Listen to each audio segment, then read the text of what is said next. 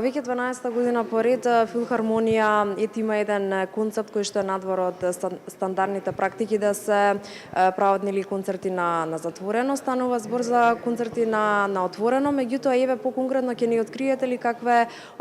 годинешната програма? Точно така, ова е 12-та година, концерт на отворено, каде што Филхармонијата после заокружувањето на програмската сезона која што ние во нашиот музички дом, ние излегуваме надвор од Филхармонијата и во градскиот парк, реализираме концерти. Од минатата година еве има и новина што реализираме по 2 концерти, бидејќи навистина на публиката во Скопје се разбира и во државата и треба посебни концепти каде што од програмски аспект ќе бидат интересни, ќе привлечат голем број на публика и тоа ќе биде некоја додатна вредност за публиката, да ја привлечеме да дојде и во следната наша сезона 19-20, која што исто така набрзо ќе објавиме. И сум среќен што еве минатата година имавме 2 успешни концерти, од кои едниот беше пресликан и во Белград побаран со Феми Кути, светската премиера. Исто така еве имаме премиера на 23 јуни, првиот концерт, каде што со култните анимирани филмови, цртани филмови, како Њупогоди, Мечето Ушко, Балтазар, сите тие кои што навистина оставиле голем белег во голем дел од нашите животи, што би се рекло, еден период каде што фазана на безгрижност која што луѓето ја имале и мислам дека редно е да се релаксираат на таков начин, каде што со посебни аранжмани направени за овој концерт од Владимир Николов, македонец, кој што работи делува во Белград, аранжмани специјално направени за оркестарот со Филхармонијата и 12 луѓе хор од ProArs, каде што навистина еве Филхармонијата ќе даде еден прекрасен концерт на 23 во 21 часот, а вториот концерт е концерт Љубов и револуција, каде што ќе има изведба на поп-рок и фанк музика, каде што ќе бидат свирени хитови на Radiohead, така да Дейвид Боуи, голем број на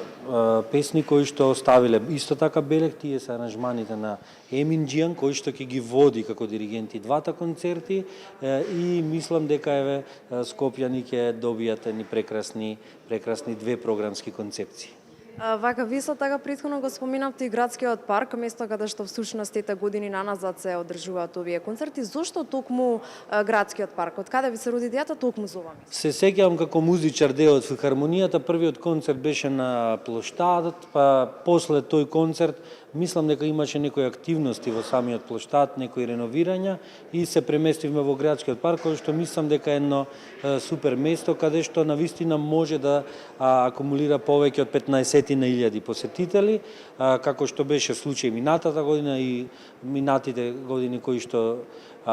споминаа концертите и беа реализирани. Мислам дека навистина паркот нуди големи можности и како едно катче каде што луѓето релаксирано, некои од нив седат на страна на тревата, некои стојат,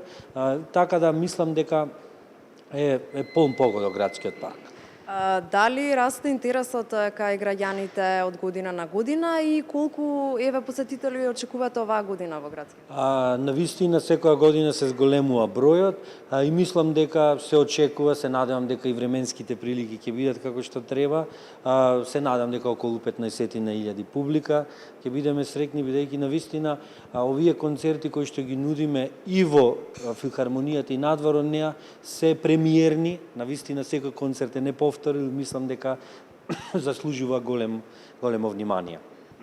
И за крај само уште едно прашање, еве во однос на културните настани во Скопје во зимјава, дали сметате дека на држава се потребни повеќе настани од ваков карактер и дали сметате дека можеби културата се наоѓа на маргините од општеството? Мислам дека голем број од еве граѓаните на државата и од институциите кои што еве коментираат паушални изјави, мислам дека се зависи од самите институции, од менаџментот, од целиот тим кој што работи во институциите и мислам дека со посветена работа и со еден сериозен пристап, со сериозни проекти кои што се нудат и во Министерството за култура, еве ние и со градот Скопје имаме тесна соработка, еве овие 2 години, И мислам дека тоа се зависи од тимот кој што ги води институциите, мислам дека сепак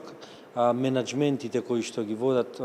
ја носат кај нив целата топка и мислам дека не треба да се жалиме, бидејќи навистина државата, еве конкретно за нашата институција одвојува навистина сериозни Министерството за култура, сериозни средства за програмата, еве најавив јас претходно дека вложуваат и доста средства веќе и за меѓународна презентација на филхармонијата. Минатата година имавме турнеа во Шпанија, во Казахстан, Кина, кинеската турнеа беше со нивни средства целата покриена, меѓутоа еве за ова година се спремаме за Израел, што не би рекол дека државата ја остава културата на маргините.